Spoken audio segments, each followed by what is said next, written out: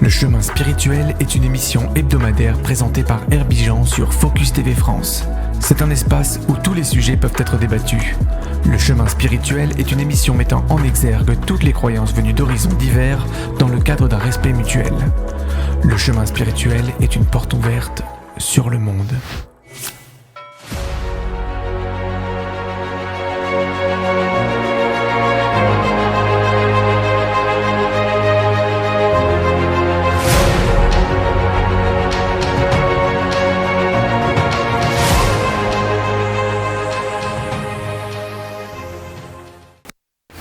Bonjour à tous, bonjour à toutes, heureux de vous retrouver dans votre émission La Voix de la Spiritualité sur votre chaîne Focus TV France. Nous avons l'honneur et le plaisir de recevoir notre ami Marc pour nous parler de la spiritualité, mais tout d'abord de la synchronicité. Marc, bonjour. Bonjour Jean, bonjour à toutes et à tous. Donc, c'est un plaisir pour nous de te recevoir. Tout d'abord, comme on fait toujours dans cette émission, avant d'entamer le sujet d'aujourd'hui, on va te poser la question, c'est-à-dire de nous parler de Marc. Qui est Marc? Qu'est-ce qu'il fait dans la vie? Comment il est? Comment il vit? Bonjour à toutes et à tous, voilà, je suis Marc, animateur radio depuis pas mal d'années sur la FM, sur une, est-ce que je peux faire de la publicité? Sur une web radio qui se nomme Flyweb Tropical, voilà, le jeudi soir à partir de 20h30. Voilà. Quel est ton passion à part la radio? Parce que je sais que tu lis beaucoup, Marc. Donc... Principalement c'est la musique, mais c'est vrai que je m'intéresse énormément, puis on a la chance d'avoir Internet pour ça, pour un peu comprendre tout ce qui est phénomène, je dirais pas paranormaux, parce que pour moi ce sont des phénomènes tout à fait qui sont dans leur normalité, mais dont les gens auxquels les gens ne prêtent pas attention. Donc Jean, cet après-midi, tu voulais qu'on parle tous les deux de synchronicité, parce qu'en avant-propos, avant de commencer cette émission, nous en avons parlé. Et il est vrai que, en fait, ce fameux concept qui a été théorisé par Carl Gustav Jung, qui était un psychothérapeute, psychologue, je crois, du début des années 1900-1930, j'ai pas les dates exactes. En fait, d'après ce que j'ai compris, eh bien, ce théoricien nous fait comprendre que la synchronicité, eh bien, ce sont tes pensées qui seraient la créatrice de ton avenir proche ou lointain. Et en fait, ce que tu es, ce que tu penses, tu l'attires, tu le crées même. C'est-à-dire qu'en fait, les synchronicités, je t'en ai parlé tout à l'heure, j'avais une artiste que j'interviewais sur l'AFM, sur une radio à Anguin. Et donc 1 heure après avoir fait l'émission, je raccompagnais cet artiste qui me parlait d'un studio avec un certain nom, je peux le dire, un studio Ferber à Paris. Et l'endroit où nous avons fait demi-tour après m'être trompé de chemin, eh bien la plaque d'immatriculation, la plaque de rue à laquelle j'ai fait face cette soirée assez étonnée, eh bien c'était exactement le même nom que ce fameux studio à Paris. Donc c'était la rue Ferber. À d'autres reprises comme ça, dans ma vie, j'ai eu l'occasion de rencontrer les synchronicités. Et j'avoue que je n'arrive toujours pas à comprendre si c'est, on va dire, pour parler avec de grands termes, l'univers qui m'envoie des messages, ou est-ce que c'est moi qui, de par le fait que je suis peut-être quelqu'un d'assez connecté à ce genre de choses, eh bien qui crée ce genre de choses. Je n'en sais toujours rien, je suis toujours dans l'expectative par rapport même à des rencontres. Je t'ai parlé de mon milieu professionnel. Il y a quelques années, j'avais un délégué syndical qui a fait beaucoup de remue-ménage dans la société dans laquelle je travaille.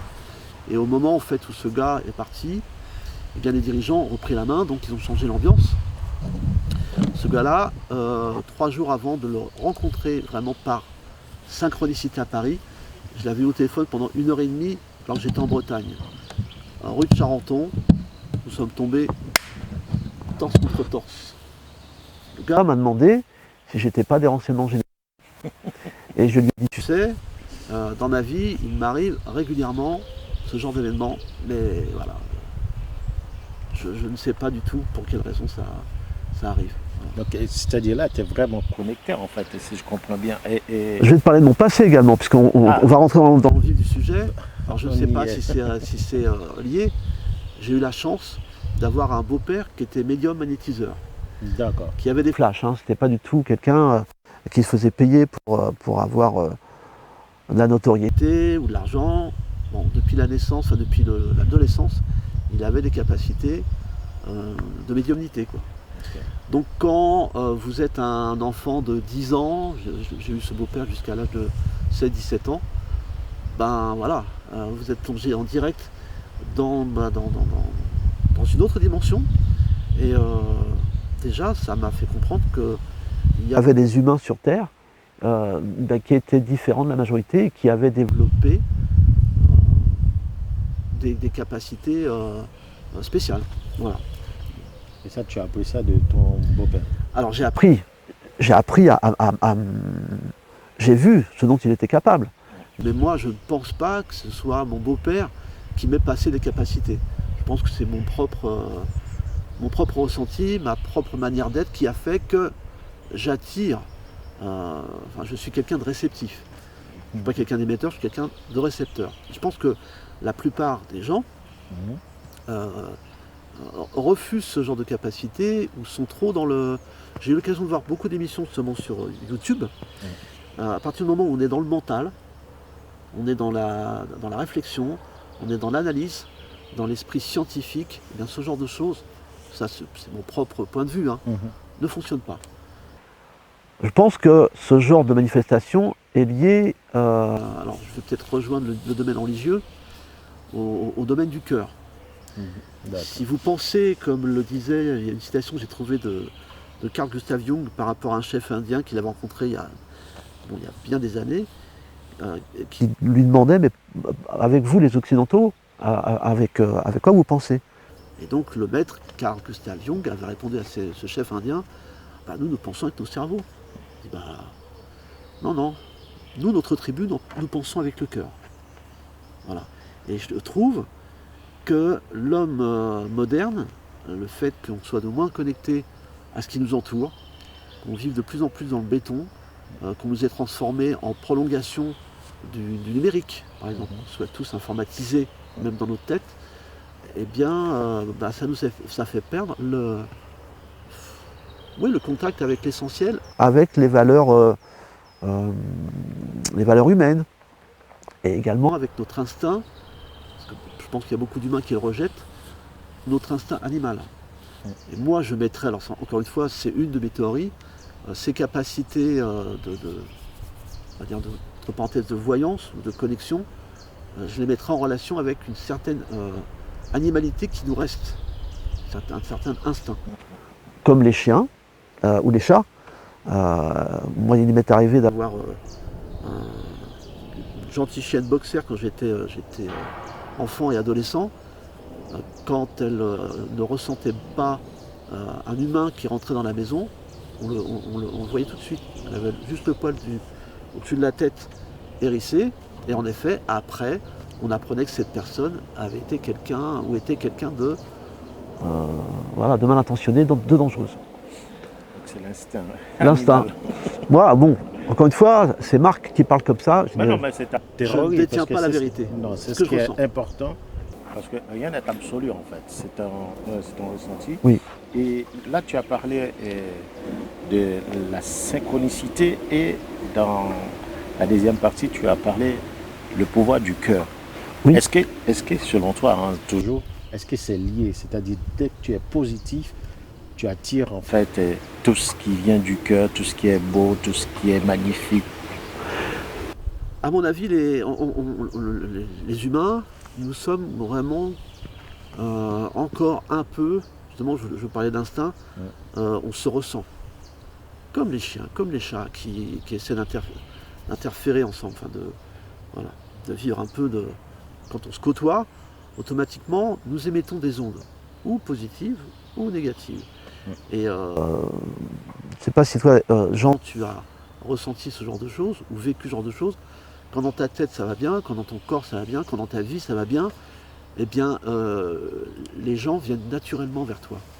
Ils viennent te demander des renseignements, te salue, enfin, tu trouves que ta journée est différente.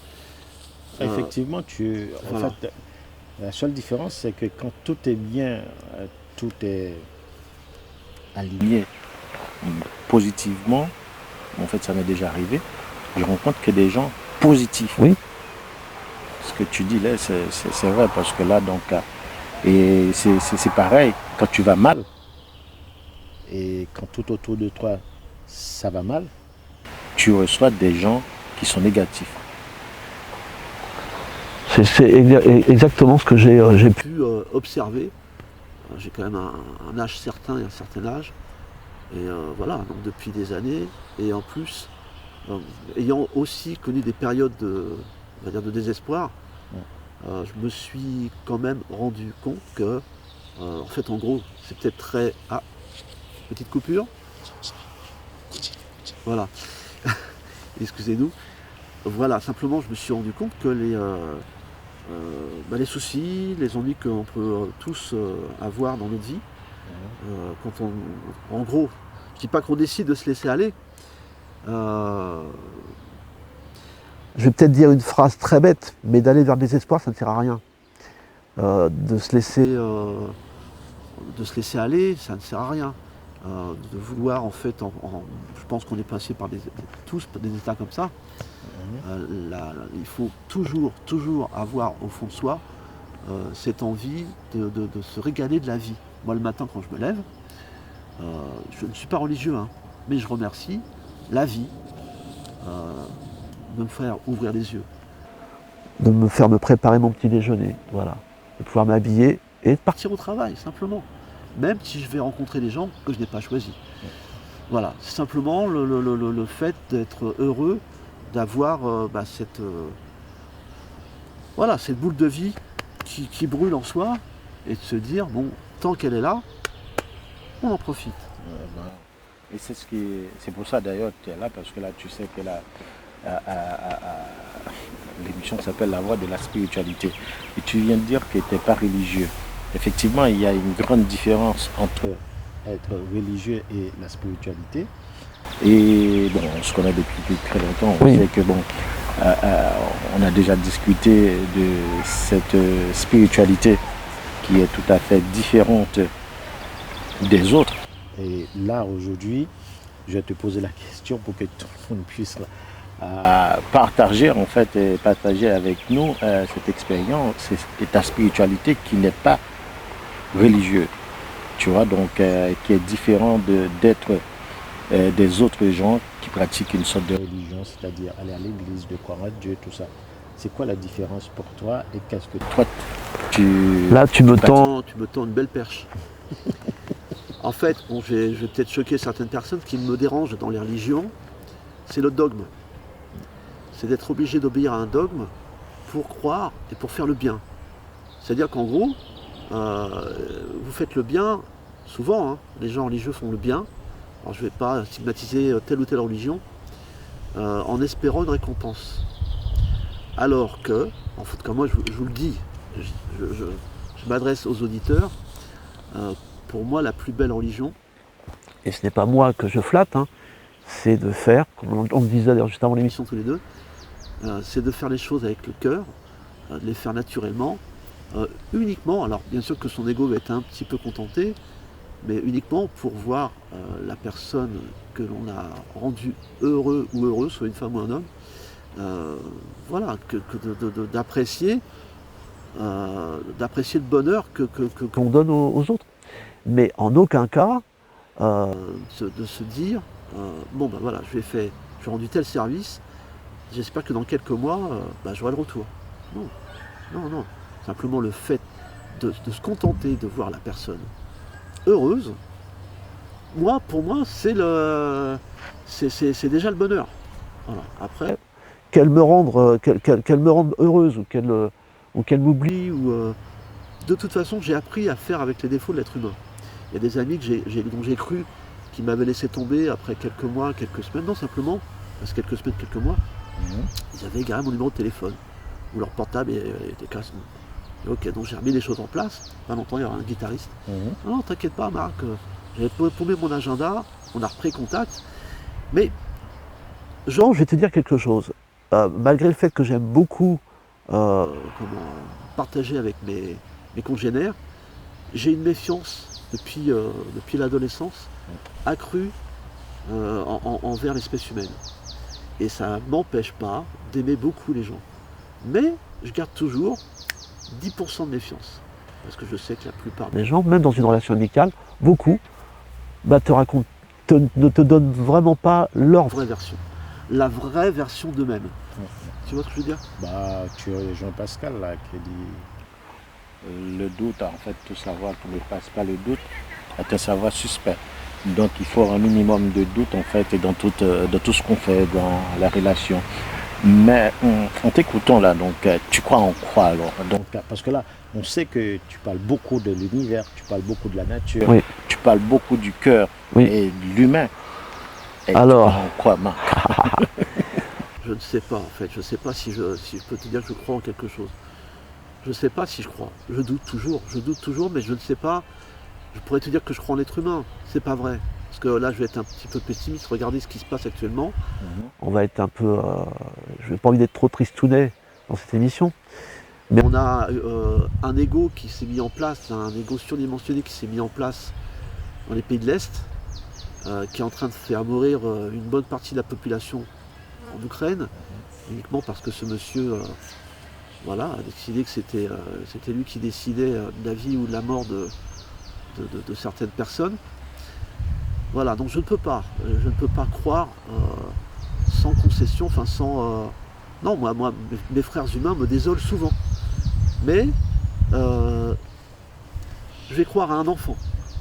Parce que pour moi, les enfants, jusqu'à l'âge de 3 ans, ils sont encore purs. Quand ils sont innocents. Je vais croire à un chat. Je vais croire peut-être à un chien. Oui, un chien, des animaux. Je sais pas comment te dire. C'est vrai que moi, j'espère en l'être humain. Je me dis quand même qu'il n'y a pas que des mauvaises personnes sur Terre. Il n'y a quand même pas que des mauvaises personnes sur Terre. Mais j'ai lu un écrit du Dalai Lama il n'y a pas si longtemps que ça, qui disait que le plus gros problème sur Terre, c'était l'ego. Avec les humains, c'est l'ego. À partir du moment où les gens réussiront à mettre leur ego un peu en veille, en sommeil, et rétablir les valeurs de partage et de cœur, je pense que ça ira mieux. Tu sais, on allait parler de l'ego parce que là, ta manière de penser et de faire, on voit beaucoup en fait ce cœur. C'est-à-dire que tu penses aux autres. Et dans le monde dans lequel on vit aujourd'hui, on a l'impression que ça disparaît. Et toi, tu vis avec. Et c'est comme si c'est un leitmotiv pour toi. Parce que par moment, les gens ne te prennent pas pour un fou, quelqu'un qui est perdu. On a eu l'occasion d'en parler, Jean, avant l'émission. Si, moi, dans mon milieu professionnel, on me prend pour un original. On me prend pour quelqu'un de complètement décalé, pour un rêveur. En fait, et moi je suis assez heureux d'être... je suis un marginal. Je suis un marginal. Je sais que beaucoup de gens, à part ma famille proche et mes amis proches, eux me comprennent. Mais dans ce qui est du tout venant, dans ce qui est des relations non choisies professionnelles, je suis le comique. Je suis le rigolo. Je suis celui qui n'est pas dans le cadre. Et je n'ai jamais, alors je parle un peu de moi, depuis l'enfance, je n'ai jamais réussi à m'intégrer à aucun cadre. J'ai jamais fait de bêtises, j'ai jamais été délinquant. Mais le cadre pour moi, je peux pas. Un cadre, je peux pas. J'ai du mal vraiment avec les cadres. Il me faut de la liberté, il me faut il faut que je puisse étendre mes bras, que je puisse être ce que je suis, pas dans un côté outrancier, mais toutes les règles de la société qu'on nous impose. D'ailleurs, je pense que c'est pour ça que les gens ont perdu leur âme, par la peur, par le fait d'avoir la peur de perdre leur travail en société, enfin dans le milieu pro. Je pense que c'est pour cette raison qu'on a affaire, on en parlait tout à l'heure avant l'émission, on a affaire à des gens qui portent des masques qui sont faux pour moins déstabiliser le collègue, pour mieux déstabiliser le collègue, au cas où il y aurait un poste qui se présenterait. Et tout ça, en fait, on n'est pas libre. Moi, j'ai un chef d'équipe qui est bien plus jeune que moi qui m'a dit, tu sais Marc, une société, ce n'est pas une monarchie. C'est pas une démocratie, c'est une monarchie. Voilà, lapsus. Ce n'est pas une démocratie, c'est une monarchie. Et je réfléchis, puis je me dis, mais oui, en fait, moi qui pensais que j'allais en faire une démocratie de ma société, ça fait quand même pas mal de temps que je suis dans cette entreprise, eh bien, c'est ce petit jeune homme de 35 ans qui m'a fait comprendre que je m'étais planté depuis des années, quoi. C'est vrai qu'il y a des monarques, et nous en bas, le petit peuple. Et c'est pour cette raison, je pense que ce cadre, tant bien que mal, j'y suis obligé, je plie. Mais voilà, ce n'est pas, pour moi, ce n'est pas la vie, quoi. Voilà. Tu sais, dans le monde du travail, c'est ce qu'on en a parlé, c'est le lien de subordination qui existe entre toi et ton patron. Forcément, tu n'es pas libre. Tu vois, donc dès qu'il y a ce lien-là, donc le patron, il y a un pouvoir sur toi. Et quelqu'un qui pense comme toi, ça te fait quoi en fait de te lever tous les jours, aller bosser, recevoir des ordres et alors, Jean, juste parce que là on est sorti de la synchronicité, mais on parle de la société en général. J'ai eu la chance, et puis j'ai été, alors pour ça, c'était hier, c'est la fête des mères. Je remercie ma mère de m'avoir passé ces valeurs. Et ça, encore une fois, je vais m'envoyer des fleurs. Intégrité, loyauté, principalement. Et c'est ces deux valeurs qui me font être quelqu'un de spécial dans mon entreprise. J'ai des dirigeants qui ont essayé de m'acheter. J'étais pas un délégué syndical, mais j'étais un bon syndiqué, un bon suiveur syndiqué, quoi. À combien de reprises ces gens-là, ou même les simples syndicalistes élus, ont essayé de me prendre comme référence. Je dis non, je te suis si j'ai envie de te suivre. Le patron qui venait me voir en me disant allez, viens dans mon camp, t'inquiète pas, je vais m'occuper de toi. Je dis non. Non. La seule chose qui puisse vous donner du pouvoir quand vous êtes obligé d'avoir un lien de subordination avec un patron, c'est votre pouvoir de dire non. Mais gentiment. Vous avez encore le pouvoir de dire non, même si vous avez un contrat dans une société. Gentiment. Et de ne jamais plonger dans le système de corruption. Parce qu'à partir du moment où vous acceptez en fait la corruption, vous avez le collier. Et j'ai vu beaucoup de collègues comme ça se laisser avoir pour avoir un petit poste de chef. Moi j'ai toujours dit non. Et je peux t'assurer, Jean, que je connais maintenant, j'ai un ancien chef d'agent dans lequel dans la société dans laquelle je travaille. C'est quelqu'un qui est moi j'appelle ça mon négatif. Voilà, qui est complètement l'inverse de ce que je suis. Éthiquement parlant aussi. Quand je le croise, d'ailleurs il habite pas loin, je le croise régulièrement. C'est très bien que quand je le croise en dehors du travail, je ne vais en aucun cas essayer d'obtenir les avantages de cette relation hors cadre. Pourquoi ? Parce que j'ai compris que le fait de comporter comme quelqu'un en marge et de libre, eh bien ce genre de personnage, ça l'interloquait. Mais comment se fait-il qu'il aurait des possibilités avec moi d'avoir des avantages et qu'il ne le veut pas? Parce que je sais trop ce que ça, ce qu'il y a à payer en échange. Le prix à payer. Mais je l'ai compris. Alors que beaucoup de gens, peut-être même l'ont compris, mais acceptent le deal en échange de papier-monnaie. Mais bon, voilà, ce genre de valeur, ça c'est ma famille qui me l'a passé. Je préfère rester libre, pauvre, avec un salaire qui me suffit pour vivre, mais pas de contraintes. Voilà. Donc, tu vois, parce que là, tout à l'heure, tu m'as dit, on écarte du sujet. Non, parce que la synchronicité, en fait, et pourquoi on parle de toi, c'est juste pour faire le lien entre la synchronicité et toi, ta vie, ta position, tes relations, les gens que tu côtoies. Et à un moment donné, tout s'emboîte, en fait. Et la question que je vais te poser, c'est que par rapport à tes collègues, tes relations, tes syndicalistes, tout, et même le patron, si tu es là, il y a sans doute une raison pour laquelle que tu rencontres ces gens-là. Parce que quand tu vois, quand je t'entends parler de la justice et de l'injustice qui se passe là-bas, est-ce que ce n'est pas un combat pour toi? Ça a toujours été un combat. Ça a toujours été porté cette justice-là. Je suis content que tu me poses la question, parce que c'est bien la première fois que j'ai l'occasion d'en parler avec toi, et avec de rares personnes. Moi, depuis, alors c'est sûr que bon, je ne vais pas briller, je ne vais pas trop me dévoiler pour nos auditeurs et nos téléspectateurs, mais je n'ai pas brillé par mes études. J'ai eu la chance, pour moi, je me la suis faite, d'intégrer une société et en fait de faire, j'aime pas beaucoup le terme, de faire mon trou. Mais maintenant, alors encore une fois, je vais peut-être être très prétentieux, au bout de tant d'années, j'ai ma place et on sait qui je suis. Et le fait de m'être positionné de la manière dont je t'ai parlé tout à l'heure, même dans une certaine mesure, j'ai réussi en fait à créer une certaine, et j'aime bien ça, une certaine méfiance vis-à-vis de moi. Il y a des gens qui ne me connaissent pas, qui arrivent, qui sont cadres, qui sont hauts cadres, quand ils viennent me voir, ils savent très bien que je suis, voilà, je suis pas diplômé, j'ai pas eu de poste à responsabilité dans cette société, mais je sens une certaine méfiance et un certain respect qui s'installe entre nous. Voilà. Au moins, je sais qu'il y a un lien de subordination. Mais il y a le respect. Il y a le respect. Et c'est tout ce que j'attends.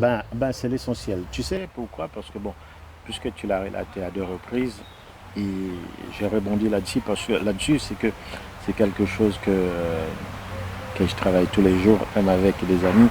Et il y a des amis, on passe des heures en fait à discuter là-dessus. Quand tu parles des études, et tu vas voir pourquoi je parle de ça, et le lien, c'est que quand tu fais des études, le plus souvent, je les ai côtoyés, tu vois, c'est à ce moment-là que tu deviens arrogant. Et les gens qui sont moins diplômés, ils sont plus sages, plus compréhensifs. Et la question que je vais te poser, et tu vas comprendre pourquoi, est-ce que c'est pas là, vient en fait, c'est l'ego surdimensionné, les gens qui sont surdimensionnés, non, diplômés, pardon. Oui. Parce que, bon, je te pose la question, comme ça tu vas me répondre à ta manière, parce que je l'ai constaté dans la vie de tous les jours, les gens qui ont beaucoup de diplômes, ils sont vraiment l'ego est vraiment surdimensionné par rapport aux autres gens. Aussi, moi je vais un peu te contredire.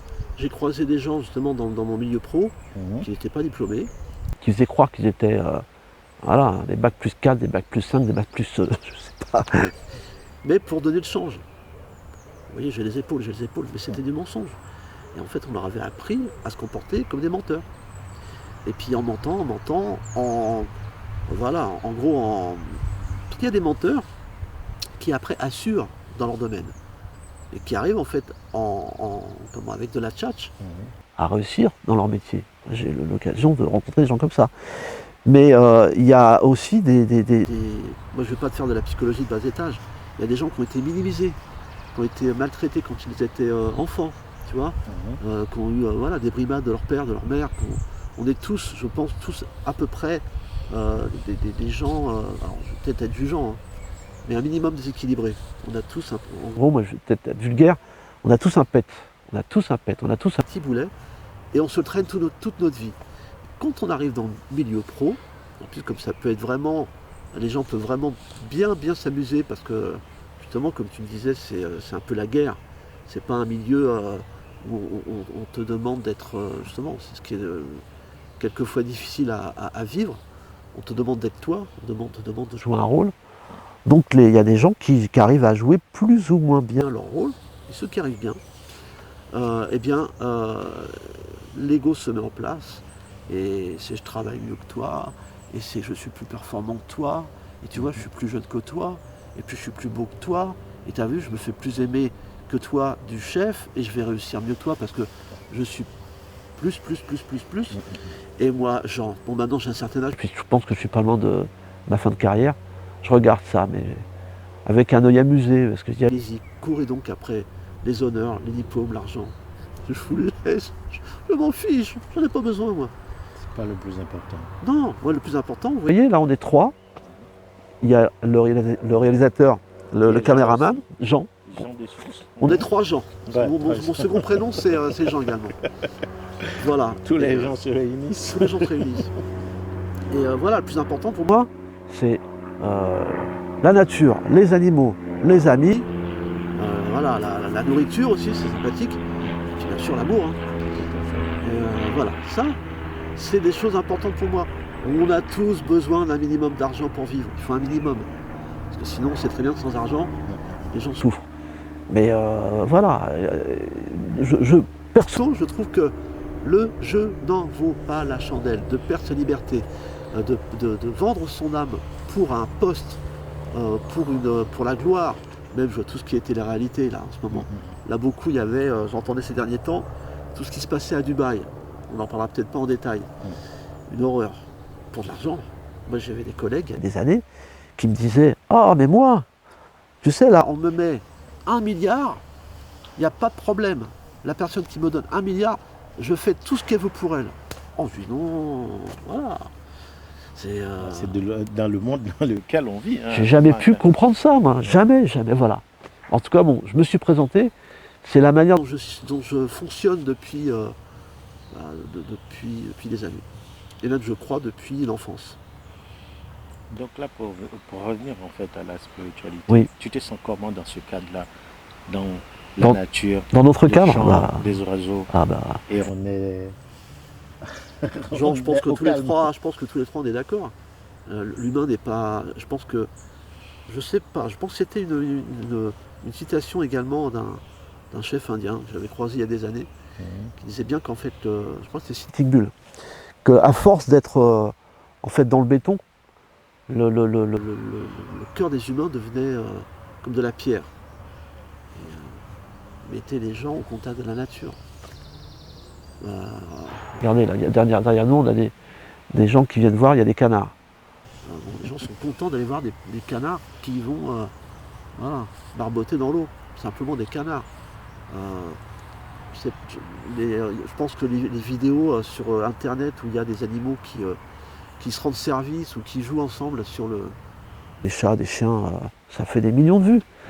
Et je pense réellement, même si tout à l'heure je vous disais que j'avais des doutes par rapport à la confiance que je pouvais avoir envers mes congénères, je pense que tout n'est pas perdu. Et oui, quand je vois qu'il y a réellement des gens qui sont sensibles à la souffrance animale et à la souffrance des petits, des enfants. Parce que ceux-là, je vais te dire quelque chose qui me tient vraiment à cœur, il y a beaucoup d'enfants qui naissent, et la plupart des enfants, je pense que tous les trois on est un peu dans le même cas, je sais pas, peut-être que je m'avance, on n'a pas choisi. On est arrivé sur Terre, on nous a pas dit, bon, tu veux venir? Ben non, on est là. Et on fait ce qu'on peut après pour se débrouiller. Et c'est ce que je reproche à certains parents, c'est que j'ai l'impression que vraiment beaucoup qu'il y a une majorité de parents qui font leurs enfants pour le plaisir d'avoir des enfants, mais en ne réfléchissant absolument pas au devenir de cet enfant. Voilà. Et tu sais, tu touches un point sensible. Très sensible, voilà. Parce que là, au niveau des êtres, donc, c'est pas évident. C'est pas évident parce qu'il faut être prêt, en fait, pour faire certains choix. Mais, puisque le sujet, c'est... Voilà, j'ai un peu dérivé. Oui. Non, c'est pas grave. Mais c'est très délicat. Parce que là, ça nous donne en fait ce qu'on est en train de vivre en fait aujourd'hui, oui. Parce qu'il y a beaucoup de gens irresponsables. Oui. Pour revenir en fait à notre sujet, la synchronicité, est-ce que tu penses que les rencontres, parce que se font par hasard ou c'est planifié, comme ça je sais qu'on en a déjà discuté. Je pense qu'on va être, on va être d'accord tous les deux. Alors moi, encore une fois, je vais peut-être m'avancer, mais la vie, en plus, ces 10 dernières années m'a réellement prouvé que les rencontres que j'avais pu faire, elles n'étaient pas dues au hasard. C'est parce que j'étais dans un certain domaine que j'attirais certaines personnalités, voilà. Certains événements. Mais alors, encore une fois, je le disais au début de notre entretien, de là à savoir, est-ce que si c'est moi qui ai créé, qui est amené à moi par, je sais pas, un système d'ondes radio, je ne sais pas.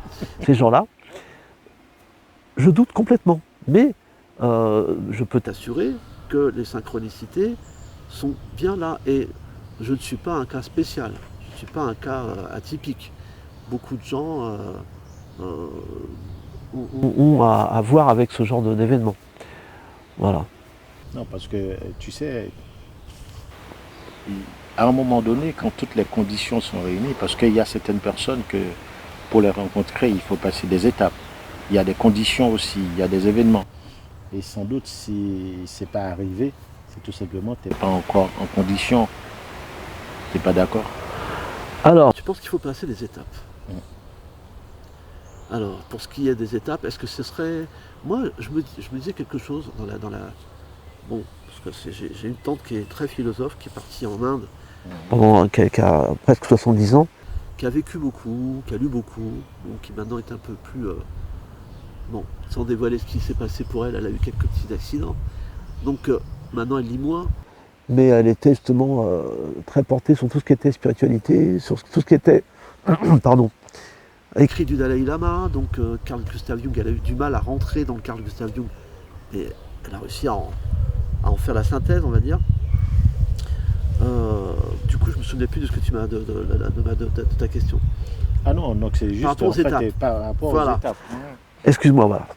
Je pense que l'être humain, pour évoluer, alors peut-être que ça va en faire sauter certains, eh bien on a besoin d'un peu de souffrance. Si tu n'es pas passé par la souffrance, une certaine souffrance morale, peut-être même physique également, sans que ça t'empêche de vivre, hein, ou peut-être que tu sois à la limite, eh bien tu ne peux pas évoluer. Quand dans ta vie de 0 jusqu'à 100 ans, et ce n'est pas possible, hein, en fait en gros quand tu n'as jamais eu de contraintes, de difficultés, de choses un peu dures ou un peu dures dans ta vie, eh bien, tu n'es pas quelqu'un qui peut te mettre à la place des autres déjà. L'empathie, tu ne peux pas la cultiver. Tu ne peux pas faire de travail sur toi. Se dire, bah tiens, il m'est arrivé ça, pour quelle raison? L'introspection, c'est également important. Tu vois, pas de se regarder le nombril. Ça ne veut pas dire, non, je suis pas bien, je suis bien, ou je suis gros, je suis pas gros. Non, de savoir se juger, s'aimer à sa juste valeur, se respecter, mais aussi comprendre pour quelle raison on a agi de cette façon, avec telle personne, dans telle situation, et après d'essayer de ne pas reproduire les mêmes erreurs, ou d'améliorer les choses, voilà. C'est ce que tu appelles des étapes, ça. C'est ce que toi tu appelles des étapes. Non, moi j'appelle ça étape ou l'école de la vie, parce que là, ça nous apprend beaucoup de choses, parce que pour se mettre à la place de l'autre, comme tu as dit, l'empathie, il faut être vraiment sage en fait, parce que dans le monde dans lequel on vit, le plus souvent, les gens pensent plutôt qu'à leur confort, leur intérêt personnel. À se mettre à la place de l'autre, on voit de moins en moins. Et je vais te donner un exemple simple. On est en train de discuter là, souvent on le voit, en fait, même à la télé ou à la radio, la personne ne te laisse même pas terminer ta phrase parce qu'il pense qu'il sait ce que tu vas dire. Et la moindre des choses, c'est de laisser en fait l'autre terminer pour pouvoir répondre, tu vois. Mais je vais te couper, j'ai eu l'occasion de discuter avec je vais citer son nom, Sylviane Pierrot, qui est une artiste antillaise, et qui m'a fait réaliser qu'en fait, les interviews, quand tu fais des interviews d'artistes par exemple, on t'apprend dans les médias, dans les grands médias, à en fait cuisiner ton invité. En fait, il faut l'amener à ses limites. Donc, je pense que c'est pour ça que les fameuses interviews que tu vois sur les plateaux de télé, où depuis des années, moi ça m'horripile aussi, dans les années 50, 60, 70, c'était pas comme ça, 80 même, là je passe pour un vieux con, et bien c'est de cette manière maintenant que sont menées les interviews. Et c'est vrai qu'on a l'impression d'être face à un pugilat, on a l'impression d'être face à une polémique, alors qu'il y a quelquefois pas lieu d'avoir une polémique. Et on a presque envie de zapper, tellement c'est pénible. Voilà, donc je pense que je pense avoir répondu à ta question, c'est... voilà. Mais non, tu as répondu. Parce que donc, là on sent que quand même, le tableau que tu dépeins de ce monde Là, il est un peu triste quand même. Ah mais il est... C'est pas qu'il est triste. Moi, je suis réaliste, il est matérialiste. En fait, je pense, alors je vais pas faire de politique, juste un peu, le capitalisme nous a rendus comme ça. C'est l'argent qui nous a rendus comme ça. C'est le capitalisme. C'est tout. C'est qui a créé l'argent? Alors là, tu vas me répondre, je ne sais pas. Mais non, bon, en fait, bon, j'ai te dit, c'est que, tu vois, tout ce que l'homme a créé, ça crée toujours des problèmes. Là, quand on voit tout ce que la nature ou l'univers a créé, c'est gratuit et c'est bien. Oui. Regarde, là, on peut respirer. Oui. Il n'y a pas de distinguo. Mais... Tu vois, on peut tous respirer, mais l'argent, puisque bon, c'est des hommes qui, dans un coin, ont créé l'argent. Et tu vois la division, tu vois tant de castes, tu vois tant de problèmes. Mais les animaux, ils n'ont pas besoin de quiconque, en fait, pour vivre tranquillement. Mais les animaux ont d'autres problèmes. Oui. Donc, mais voilà, le gros problème, c'est que les humains, on nous a créés. Alors, je ne vais pas débattre sur le fait qu'il y a eu un Dieu, qu'il y a un Dieu ou qu'il n'y en ait pas. Pour les croyants, donc on dira qu'il y a un Dieu, mais si Dieu nous a créés, pour quelle raison? Il nous a fait, l'être humain en général, j'ai vu ça dans une émission il n'y a pas si longtemps que ça, où un scientifique disait que les humains, en majorité, avaient été créés sans... dans leur cerveau, en fait, ils ont une molécule qui les empêche de se limiter. Il leur faut toujours plus, toujours plus, toujours plus, toujours plus. Et on est fait comme ça. Et c'est pour ça, alors je peux certainement faire pleurer dans les chaumières, c'est pour ça qu'on va à notre perte. C'est pour cela qu'on va à notre perte. Le réchauffement climatique, c'est nous.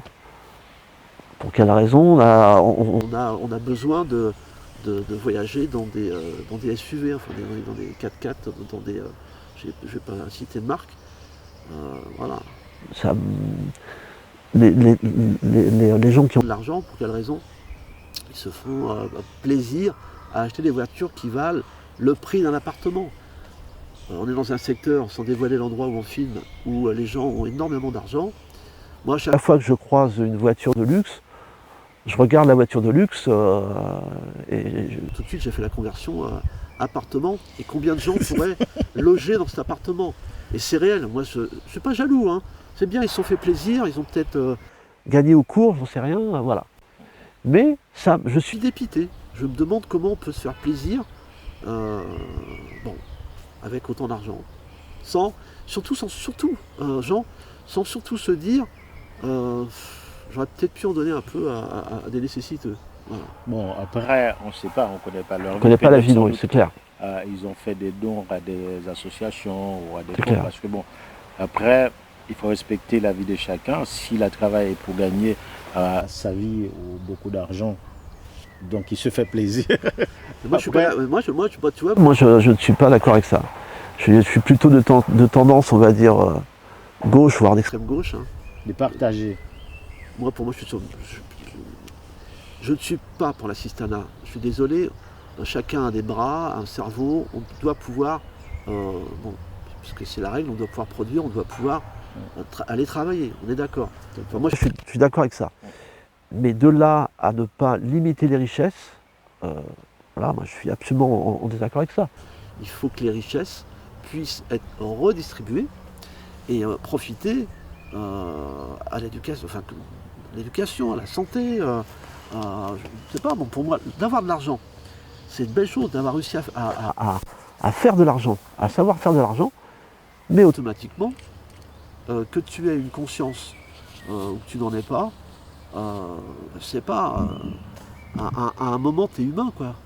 J'arrive pas à comprendre qu'un être humain soit heureux avec une voiture qui valent 400 000 euros et de se dire, bon, bah, c'est pas grave, à côté, il y a un clochard, là, c'est sa vie. Il a choisi d'être clochard. J'ai déjà eu ce genre de réflexion il y a des années d'un plus âgé que moi, j'avais une vingtaine d'années. C'était un patron d'auto-école. Il y avait un Indien qui était sur le trottoir, là, à Ivry-sur-Seine, sur les quais de la Seine. J'étais au volant en train de prendre une leçon, puis il était à côté de moi, puis t'as vu l'Indien, là, il est sur son carton, c'était 84. Je dis, mais Marc, tu sais, il a choisi sa vie. Hein. Ah oui, voilà. Et bon, j'ai toujours pas compris, quoi. J'ai toujours pas compris comment on peut penser comme ça. C'est-à-dire que quelqu'un a choisi d'être clochard. Il a choisi d'être dans la rue et voilà, et de faire la manche. Pour ça, moi, l'être humain, j'aime bien les gens, mais je préfère les chats. Mais t'as combien de chats?